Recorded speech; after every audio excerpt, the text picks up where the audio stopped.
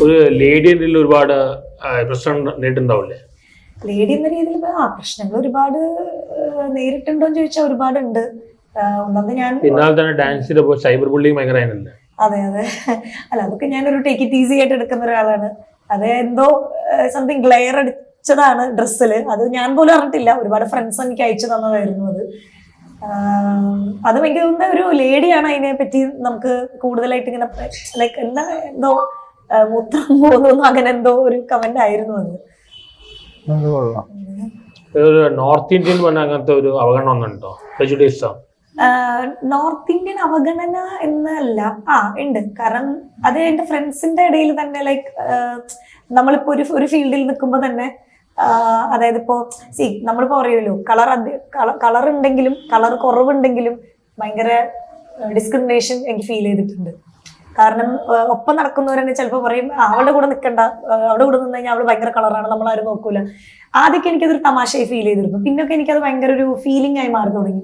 കാരണം അങ്ങനെ നമ്മളങ്ങനെ പറയുമ്പോൾ ഭയങ്കര ഭയങ്കര വിഷമാണത്. അതേപോലെ ഭിന്നശേഷി പിള്ളേർ അവർക്കും അവഗണനയില്ലേ സൊസൈറ്റിയിൽ? അവർക്ക് അവഗണനയല്ല, അവരെ ഞാൻ പറയണെങ്കിൽ ആൾക്കാർ സിമ്പതി കാണിക്കും. സിമ്പതിയുടെ സത്യമായ സിമ്പതിയുടെ ആവശ്യമില്ല. അവർ നമ്മളെപ്പോലെ മനുഷ്യന്മാർ, ദൈവം അവരെ അങ്ങനെ ക്രിയേറ്റ് ചെയ്ത് വെച്ചിട്ട് എനിക്ക് തോന്നുന്നു അവരൊരിക്കലും ഡിഫറെന്റ് ആയി കാണരുത്. പേരൻസിന് ഡിഫറൻസ് ഉണ്ടോ മറ്റേ മക്കളും? അങ്ങനെയില്ല, അത് അങ്ങനെ ചോദിച്ചാൽ എനിക്ക് അറിഞ്ഞു. പക്ഷെ ചില പാരന്റ്സിന് ഭയങ്കര ഒരു ഇതാണ്, എന്റെ മക്കൾക്ക് കൂടുതൽ പരിഗണന സംഭവിച്ചല്ലോ എന്നല്ല, കൂടുതൽ ഇപ്പൊ ഒരു ഇവന്റ് ചെയ്യുമ്പോൾ തന്നെ ഇപ്പൊ എല്ലാത്തിലും ഉണ്ടല്ലോ, ഇപ്പൊ എന്റെ മക്കൾക്ക് കിട്ടണം, എന്റെ അങ്ങനത്തെ ഒരുപാട് ഞാൻ മറ്റേ മക്കളായാലും എങ്ങനെയായാലും ഇവരുടെ മക്കളല്ലേ? തീർച്ചയായിട്ടും മക്കൾ തന്നെയാണ്. പക്ഷെ ഇതിലൊരു വേറൊരു ഇപ്പൊ ഞാൻ നേരിട്ട് കേട്ടൊരു കാര്യം എന്താണെന്ന് വെച്ചാല്, ഒരുപാട് പാരന്റ്സ് എന്നോട് ചോദിച്ചു ഫാഷൻ ഇവന്റ്സ് ഓക്കെ അത് അവർക്ക് ഒരു എന്റർടൈൻമെന്റ് എന്നുള്ള രീതിയിൽ ഫൈൻ, പക്ഷെ ഇത് കഴിഞ്ഞു കഴിഞ്ഞാൽ എന്താണ് കുട്ടികളുടെ ഫ്യൂച്ചർ? കാരണം ഞാൻ ഒരുപാട് ഇപ്പൊ ന്യൂസിലൊക്കെ ഈ അടുത്ത് കണ്ടിരുന്നു, ലൈക്ക് പാരന്റ്സ് തന്നെ മക്കളെ ഇല്ലാതാക്കാണ്. കാരണം അവർ പേടിച്ചിട്ടാണ്, അവരെ ഇല്ലാതാക്കി ഇവര് സ്വയം ഒരു സൂസൈഡിലേക്ക് പോവാണ്. കാരണം അവരെ ഫ്യൂച്ചർ എന്താണ് അവരുടെ എന്നൊക്കെ ചെയ്യുന്നത്. സോ അതിന് വേണ്ടിയിട്ടാണ് ഞാനൊരു അക്കാഡമി ലൈക്ക് നമ്മളൊരു അക്കാഡമി സ്റ്റാർട്ട് ചെയ്തിട്ട് നല്ല നല്ല ഫേംസ് ആയിട്ട് ടൈപ്പ് ചെയ്തിട്ട് കുട്ടികളുടെ കുറച്ച് എന്താ പറയാ ഒരു കേപ്പബിൾ ആയിട്ടുള്ള അറ്റ്ലീസ്റ്റ് കുറച്ച് കേപ്പബിൾ ആയിട്ടുള്ള കുട്ടികൾ, കഴിവുള്ള കുട്ടികൾ, കഴിവെന്ന് വെച്ചാൽ എന്താ നമുക്ക് ട്രെയിൻ ചെയ്തിട്ട് എടുക്കാൻ പറ്റും എന്നുള്ള കുട്ടികൾക്ക് ഒരു ജീവിതമാർഗം എന്നുള്ള രീതിയിൽ. അധികം പഠിക്കാനൊന്നും അത്രയ്ക്കും അങ്ങോട്ട് പഠിച്ചില്ലെങ്കിലും കുഴപ്പമില്ല, കോസ്റ്റ്യൂംസ് ഒക്കെ കയറി കഴിഞ്ഞാൽ ഒന്ന് നടന്നാലൊക്കെ മതി അല്ലേ? ഫാഷൻ ഷോ അതെ തീർച്ചയായും നമ്മൾ ഒരുപാട് ഗ്രൂമിങ് കൊടുക്കാറുണ്ട്. പക്ഷെ ഗ്രൂമിങ് കൊടുത്താലും ചിലപ്പോൾ നമ്മൾ ഗ്രൂം ചെയ്ത പോലെ ആയിരിക്കില്ല. പാരന്റ്സ് ഭയങ്കരമായിട്ട് അവരെ ഇത് ചെയ്യും, അങ്ങനെ ചെയ്യാം അല്ല അല്ല അല്ല. പക്ഷെ അവർക്ക് ഭയങ്കര സന്തോഷം പാട്ട് കേൾക്കുമ്പോൾ, സ്റ്റേജിൽ നിന്ന് ഡാൻസ് കളിക്കാനാണെങ്കിലും ഭയങ്കര ഒരു ഹാപ്പിനെസ് ആയിരുന്നു. നമ്മുടെ ഒരു ഇവന്റിന് ഷൈൻ ഡൗൺ വന്നിരുന്നു. അപ്പൊ പിള്ളേര് ഷൈൻ ഡൗൺ ചാക്കും പിള്ളേർ ഭയങ്കര എക്സൈറ്റഡ് ആയിരുന്നു. അന്ന് നമ്മുടെ ഈ സിനിമ ഇറങ്ങിയ സമയമായിരുന്നു. ഭയങ്കര ഫേമസ് ആയിട്ടൊരു പാട്ടുണ്ടായിരുന്നല്ലോ ഷൈൻ ഡൗമിന്റെ, അതെ മമ്മൂക്കയുടെ കൂടെ ആ പാട്ട് ഭയങ്കര ഫേമസ് ആയി. അതെ പുഷ്പ തന്നെ ഭയങ്കര ഒരു. പിന്നെ ഷിയാസ് കരീം വന്നിട്ടുണ്ടോ?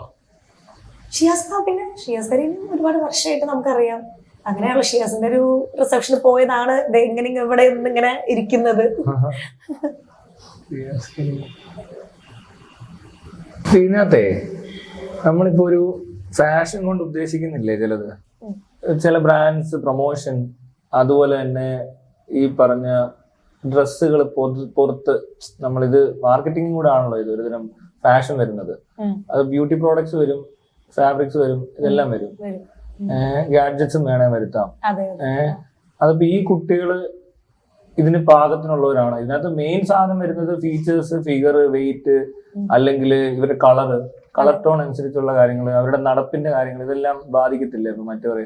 ഇല്ല, കാരണം നമ്മളിത് എക്സ്ക്ലൂസീവ്ലി വേറെ ഒരു സ്പെഷ്യൽ കിഡ്സ് ഫാഷൻ ഷോ കാറ്റഗറിയിലാണ് കൊണ്ടുവരുന്നത്.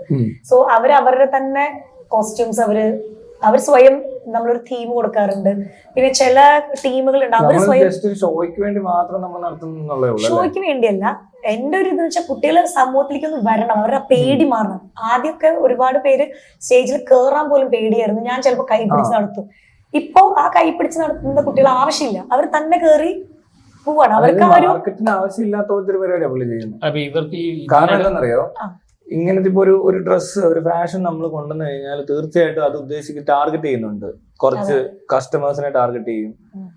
അങ്ങനെ വരുമ്പോ ഇത് മേടിക്കാൻ ആള് വേണം.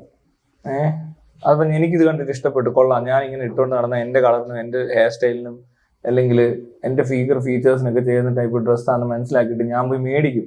അതൊരു മാർക്കറ്റിംഗ് നടക്കുന്നുണ്ട്. അങ്ങനെ കുറച്ച് പ്രോഡക്ട്സ് സെല് ചെയ്യും. പക്ഷെ ഉണ്ടല്ലോ, അതല്ല ഞാൻ പറഞ്ഞത്, ഇതിനകത്ത് അതില്ല.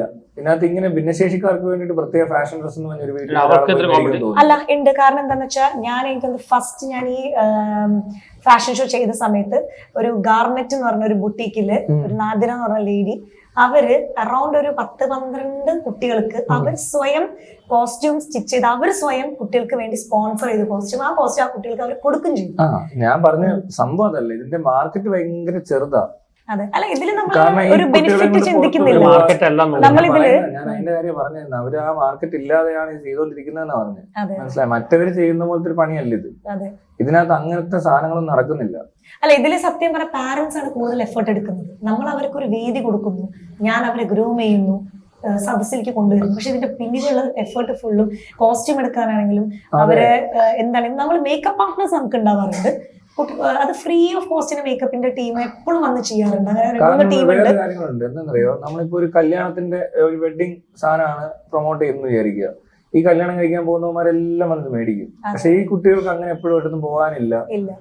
വീട്ടിലായിരിക്കും കൂടുതൽ സമയം. അവര് ഫാഷൻ കാണിച്ച് പുറത്തിറങ്ങി തന്നെ നടക്കത്തില്ല. അപ്പൊ അതുകൊണ്ട് ഈ ഒരു എന്താ പറയുക, ഇതിനകത്ത് നടക്കുന്ന ഒരു ബിസിനസ് ഭയങ്കര കുറവാണ്. ബിസിനസ് മെന്റാലിറ്റിയിലേക്ക് നമ്മൾ ചിന്തിക്കുന്നില്ല. അത് ഭയങ്കര പാടാ. പ്രൊമോഷൻസ് ഈ ഒരു പേര് മാത്രമേ. പിന്നെ വേറല്ല, ഇത് കണ്ടിട്ട് ഇപ്പൊ മക്കളുടെ ഇതൊക്കെ കണ്ടിട്ട് ഒരുപാട് എനിക്ക് തോന്നുന്നു പിന്നെ കേരളത്തിൽ ഒരുപാട് ആൾക്കാരുണ്ട്, അവർക്ക് പുറത്തോട്ട് വരാനൊക്കെ ഒരു ശരിക്കും പുറത്തോട്ട് വരണം. വീട്ടിൽ ഒതുങ്ങിയിരിക്കുമ്പോ ഈ മക്കൾ പേടിക്കാണ്. അവര് സമൂഹത്തിൽ ഫ്രീ ആക്കി വിടാനായിട്ട് അത് ചെയ്യണമെന്നാണ് ഞാൻ എപ്പോഴും ആഗ്രഹിക്കുന്നത്. ചില കഴിവില്ലേ, ഇഷ്ടം പോലെ ഇപ്പൊ ഈ അടുത്ത് തന്നെ. പക്ഷെ ഈ പറഞ്ഞ പോലെ ചിലപ്പോ ഈ റോഡ് ക്രോസ് ചെയ്യാൻ പറ്റത്തില്ല, അങ്ങനെ നടക്കാൻ പറ്റത്തില്ല അവർക്ക്. കാഴ്ചയുടെ പ്രശ്നം ഉണ്ടാവാം, ചെവിക്ക് കേൾക്കുറവുണ്ടാവും, എന്ത് വേണേലും ആവാം. ഇപ്പൊ എനിക്കറിയുന്ന ഒരു കുട്ടി തന്നെ ഉണ്ട്, നമുക്കിപ്പോ ഞാൻ പറഞ്ഞു UAE ഇപ്പൊ ചെയ്തതില് കൾച്ചറൽ ആക്ടിവിറ്റീസ് ഒരു കുട്ടി എന്താ പറയാ, എനിക്ക് ചിന്തിക്കാൻ പോലും വയ്യ. ഞാൻ അവരുടെ വീട്ടില് ഗ്രൂമിങ്ങിന് പോയപ്പോ അവരുടെ അമ്മ വീട്ടിലില്ല. ആ കുട്ടി തന്നെയാണ് വരുന്ന ഗസ്റ്റിനെ മാനേജ് ചെയ്യുന്നത്. വേറെ കാര്യമുണ്ട്, അവര് തന്നെ കോസ്റ്റ്യൂംസ് ചെയ്യുന്നുണ്ട്. അതൊക്കെ അതിനകത്ത് വ്യത്യാസം. മറ്റേന്ന് ഒരു ബ്രാൻഡ് സ്പോൺസർ, പാരന്റ്സ് അത്രയും എക്സൈറ്റഡ് ആണ്. പിന്നെ നമ്മൾ ടീം വൈസ് വിളിക്കാറുണ്ട് കേട്ടോ.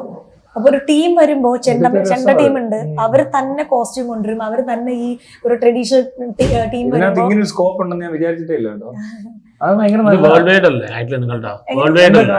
വേൾഡ് വൈഡ് ആണ്. ഞാൻ ഇപ്പൊ ഡൽഹി കേരളം ഒരുവിധം കവർ ചെയ്തിട്ടുണ്ട്. ഡൽഹി ചെയ്തു, UAE ചെയ്തു. UAE ഞാൻ 2 ഷോ കഴിഞ്ഞു.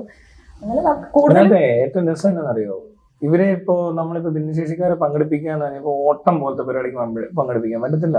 പാട്ട് ഉണ്ടാവും, പക്ഷെ അത് കുറച്ചു പേർക്കല്ലേ വരത്തില്ല, ഇത് ആർക്കും പറ്റും. അല്ല, ഞാൻ പറഞ്ഞതേ എന്റെ ഒരു ടേണിംഗ് വീൽ ചെയറിലും ഉണ്ടല്ലോ. ഞാൻ പറഞ്ഞില്ലേ, ടേണിംഗ് പോയിന്റ് എന്ന് പറഞ്ഞാൽ തന്നെ 1500 ഭിന്നശേഷി പിള്ളേര് പല ജില്ലയിൽ നിന്നും പങ്കെടുത്ത സ്പോർട്സ് ഇവന്റ് ആയിരുന്നു. അതുണ്ട്, സ്പോർട്സിൽ പങ്കെടുക്കുന്നവരുണ്ട്. ഞാൻ പറഞ്ഞ അതും അല്ലാതെ കുറച്ചുകൂടി ഈസി ആയിട്ട്, കുറച്ചുകൂടി കളർഫുൾ ആയിട്ട് എൻഗേജ് ആവാൻ പറ്റുന്ന ഒരു ഏരിയ. നമുക്ക് അവർക്ക് എപ്പോഴും വേദികളുണ്ട്.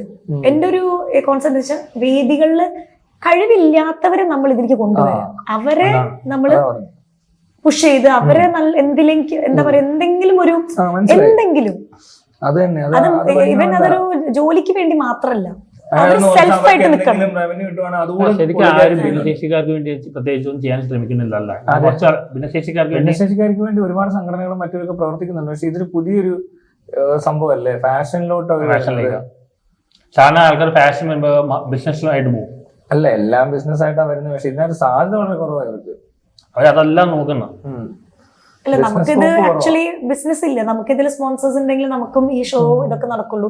പിന്നെ അതിൽ ചില സമയത്ത് പാരന്റ്സും നന്നായി സപ്പോർട്ട് ചെയ്യാറുണ്ട്. നല്ല ഇതാണ്. കൺസ്ട്രെയിൻസ് കൂടുതലാണ്. പിന്നെ ഇങ്ങനത്തെ ഇവന്റ് ഒക്കെ നടത്തുമ്പോൾ നല്ല അറ്റൻഷൻ കിട്ടും അല്ലേ? ഇവന്റ് എന്ന് വെച്ചാൽ ഞാൻ ഒറ്റയ്ക്കായിട്ടല്ല, ഇപ്പൊ എന്തെങ്കിലും ഒരു ഇവന്റ് നടക്കുന്നുണ്ടെങ്കിൽ നമ്മൾ അതിലൊരു സ്ലോട്ട് എടുക്കും. നമുക്ക് ഫ്രീ സ്ലോട്ടാണ്, കാരണം കുട്ടികളുടെ മേടിക്കാൻ പാടില്ല.